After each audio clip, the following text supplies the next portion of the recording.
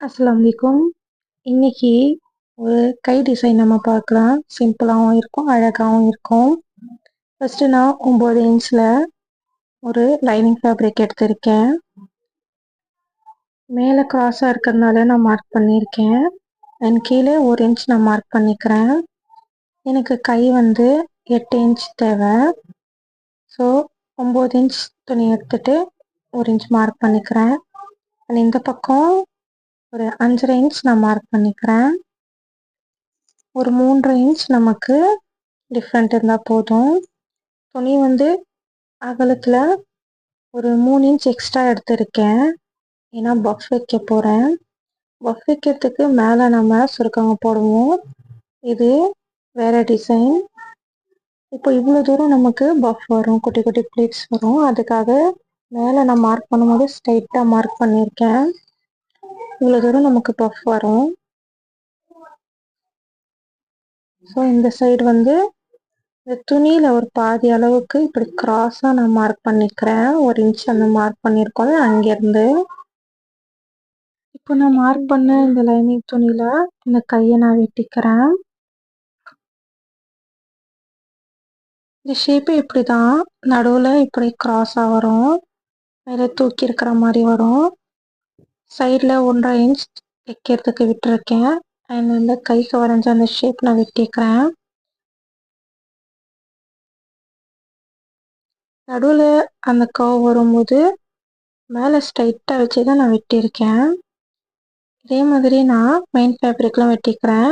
இந்த ஃபேப்ரிக் ஒரு காட்டன்து, நல்லா அருமையான டிசைனும் கலரும் நல்லா இருக்குது. ஃபுல்லாக இது அக்கோபா துணி, ஹோல்ஸாக இருக்கும் இல்லையா, அந்த மாதிரி எம்ப்ராய்டிங்கும் இருக்கும். அதில் லைட்டாக நூல் ஒர்க் இருக்கும். இப்போது மெயின் ஃபேப்ரிக்கில் இந்த துணி வச்சு நான் கட் பண்ணிக்கிறேன். இதே மாதிரி 2 கையும் நம்ம வெட்டி வச்சுக்கலாம். மெயின் ஃபேப்ரிக்கும் அதே அளவுக்கு நான் வெட்டிக்கிறேன்.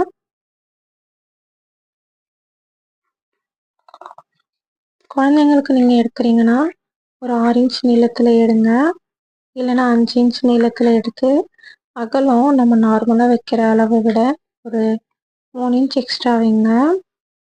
இப்போ இதோட நடு பகுதியில் இதை நான் மார்க் பண்ணிக்கிறேன். மேலேயும் கீழே 2 சைடும் நான் மார்க் பண்ணிக்கிறேன். மெயின் ஃபேப்ரிக்கில் நான் மார்க் பண்ணிக்கிட்டேன். அதே மாதிரி கீழேயும் அதுக்கு நேராக அப்படியே நான் மார்க் பண்ணிக்கிறேன். இப்போ 2 துணியும் சரிசமமாக வச்சுக்கிறேன். லைனிங் துணியும் மெயின் ஃபேப்ரிக்கும். இவ்வளோ தூரம் நமக்கு ப்ளீட்ஸ் வரும். இந்த சைடில் ப்ளீட்ஸ் வராது. நீங்கள் வேணால் சுற்றி அந்த லைனிங் ஃபேப்ரிக்கும் மெயின் ஃபேப்ரிக்கும் சேர்ந்தாப்புல சுற்றி ஓரத்தில் ஒரு 1/4 இன்ச்சில் ஒரு தையல் போட்டுக்கோங்க. நான் இது அப்படியே தைச்சிக்கிறேன். நம்ம மார்க் பண்ண இடத்துலேருந்து குட்டி குட்டி கேதரிங்காக வைங்க. கேதரிங் வைக்கும்போது ரொம்ப நெருக்கமாக இல்லாமல் ஓரளவுக்கு ஒரு 1/4 இன்ச் 1/2 இன்ச் கேப் இருக்கிற மாதிரி அப்படியே கேதரிங் பிடிச்சிக்கிட்டே வாங்க.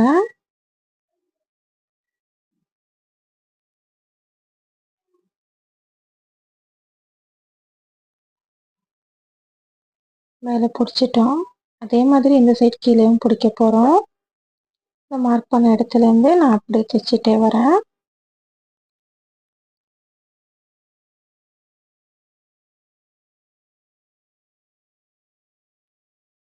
நீங்கள் வேணால் ஒரு தையல் தைச்சிட்டு அந்த நூலை நீங்கள் லைட்டாக இழுத்தீங்கன்னா குட்டி குட்டி சுருக்கங்க வந்துடும். அதுவும் நல்லாயிருக்கும். இப்போ தைச்சதுக்கப்புறம் பாருங்கள், இந்த மாதிரி இருக்கும் இந்த பஃப்போட இந்த டிசைன். அதே மாதிரி கீழே க்ராஸாக அது கொடுக்குற அந்த பட்டிக்காக நான் வெட்டிக்கிறேன். ஒரு 2 இன்ச் அல்லது ஒரு 2.5 இன்ச்சில் நம்ம இந்த துணியை கட் பண்ணிக்கலாம். அதோட அகலம் எவ்வளோ இருக்கு பார்த்துட்டு அதை விட ஒரு 1/2 இன்ச் எக்ஸ்ட்ரா இருந்தாலும் பரவாயில்ல, நான் வெட்டிக்கிறேன்.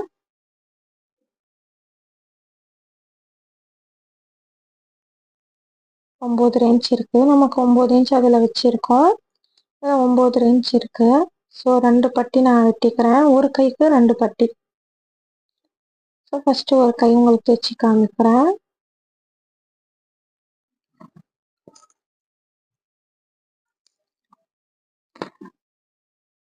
ஸோ 2½ இன்ச்சில் நீளம் வந்து 9 இன்ச் வச்சு இந்த பட்டி கட் பண்ணிட்டோம். மெயின் ஃபேப்ரிக்கும் லைனிங்கும் நம்ம கட் பண்ணியிருக்கோம். ஒன் சைடு நம்ம 1/2 இன்ச்சில் ஒரு தையல் போட்டுக்கலாம். இந்த 2 பட்டியும் நான் தைச்சிக்கிறேன். இது ஒரு கைக்காக கட் பண்ணி தைச்சிக்கிட்டு இருக்கேன். இதை ஓப்பன் பண்ணி ஓரத்தில் ஒரு தையல் போட்டுக்கலாம், அல்லது இப்படி மடித்து கூட ஒரு தையல் போடலாம். இது காட்டன் துணினால நல்லா உட்காந்துக்கும், அதனால இந்த ஓரத்தில் லைனிங் மேலே நீங்கள் போடணும். இப்படி துணி இந்த சைட் வச்சு இப்படி மடிச்சுட்டு ஓரத்தில் ஒரு தையல் போட்டுக்கிறேன். ரொம்ப அருமையான இந்த டிசைன், இந்த மெட்டீரியல் ரொம்ப அழகாக இருந்துச்சு. Sky blue colour and green colour சேர்ந்தாப்புல இருந்துச்சு. லைட்டாக அங்கங்கே எல்லோ கலர் ஷேடும் இருந்துச்சு.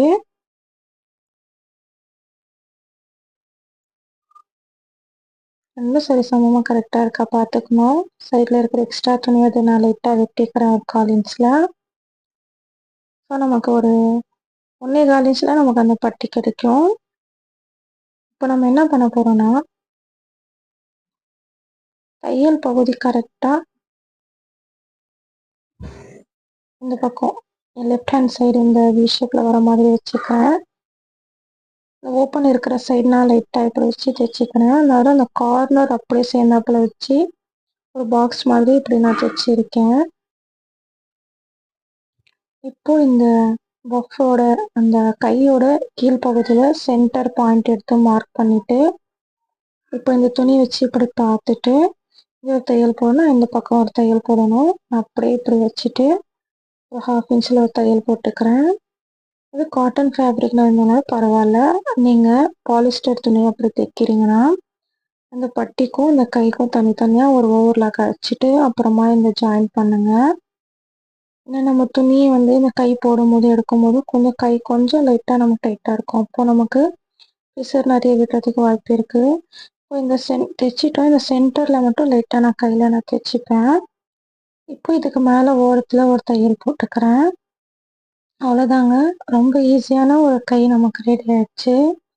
ஸ்லீவ் டிசைன்ஸ் எல்லாம் இனிமேல் நான் நிறைய போட போகிறேன். மறக்காமல் சேனலை சப்ஸ்கிரைப் பண்ணிக்கோங்க. சாரி இந்த வீடியோ நான் டிலேயாக போட்டதுக்கு. ஃபுல்லாக இப்போ ஒரு கை தைச்சி முடிச்சிட்டோம். இன்னொரு கையும் அதே மாதிரி நான் தைச்சி வச்சுக்க போகிறேன். இப்போ வாங்க நம்ம பாடியில் அட்டாச் பண்ணுறது பார்க்கலாம். பாடி நான் ஏற்கனவே தைச்சி வச்சுருக்கேன். இது ஃப்ரண்ட் சைடு வந்து ஸ்டார் நெக்கு, பேக்கில் யூ நெக்கு. ஸ்டார் நெக்குக்கு பைப்பிங் கொடுத்துருக்கேன். பேக்குக்கு வந்து நாட் வந்து தைச்சி வச்சுருக்கேன் லட்கனோட. ஷோல்டர் எல்லாம் சரியாக நான் கட் பண்ணி சரிசமமாக வச்சுருக்கேன். இப்போ ஆம்போலில் வச்சு பார்க்கும்போது கொஞ்சம் கம்மியாக இருக்குது இந்த கை. அதனால் இந்த சைடில் மட்டும் ஒரே ஒன்று அந்த பிளேட்டு நம்ம குட்டியாக அந்த கேத்ரிங் கொடுத்துருக்கோம்ல, அது சைடில் மட்டும் லைட்டாக பிரிச்சுட்டு அந்த பக்கம் இந்த பக்கம் 2 சைடும் நான் பிரிச்சுட்டு கையில் இப்படி வச்சு பார்த்தோன்னா எனக்கு கரெக்டாக இருக்குது. இந்த கையோட நடுப்பகுதி கரெக்டாக எடுத்துட்டு ஷோல்டரில் நடுவில் இப்படி வச்சுட்டு தைச்சிக்கிறேன். நான் ஷோல்டர்லேருந்து நடுவுலேருந்து தான் இதை தைக்க ஆரம்பிக்கிறேன்.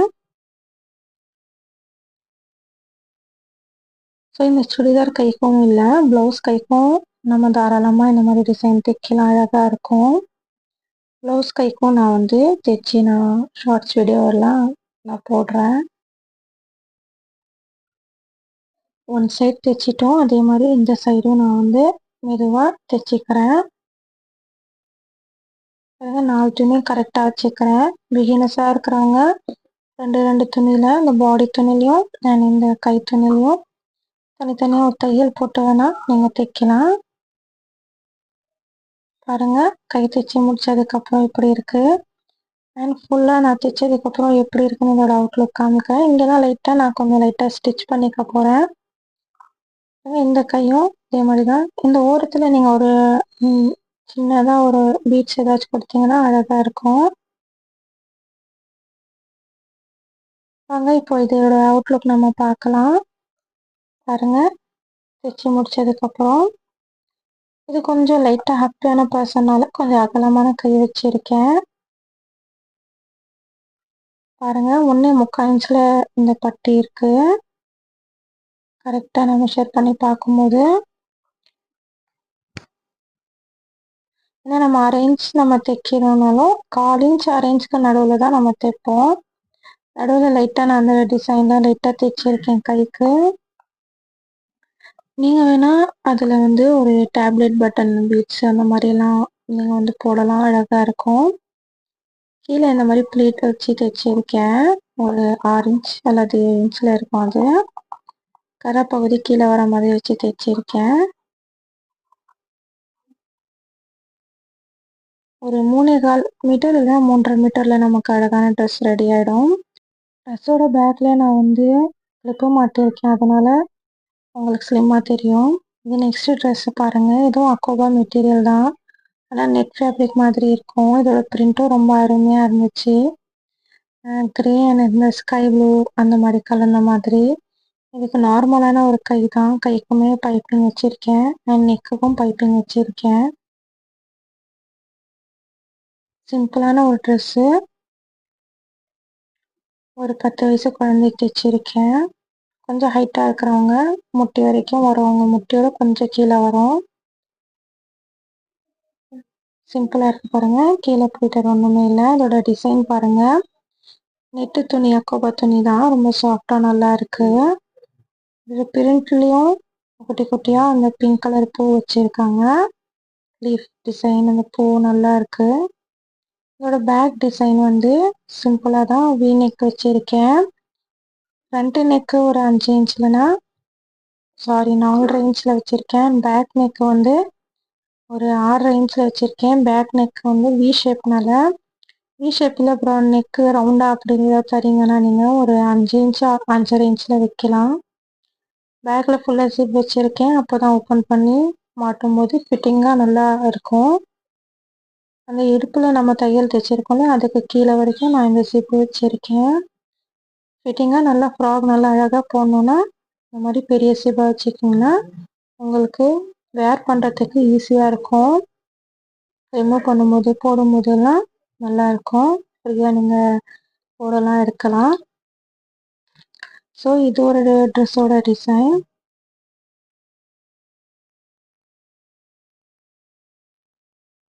குட்டி குட்டி கேதரிங் தான் இடுப்புக்கிட்ட நான் வச்சுருக்கேன்.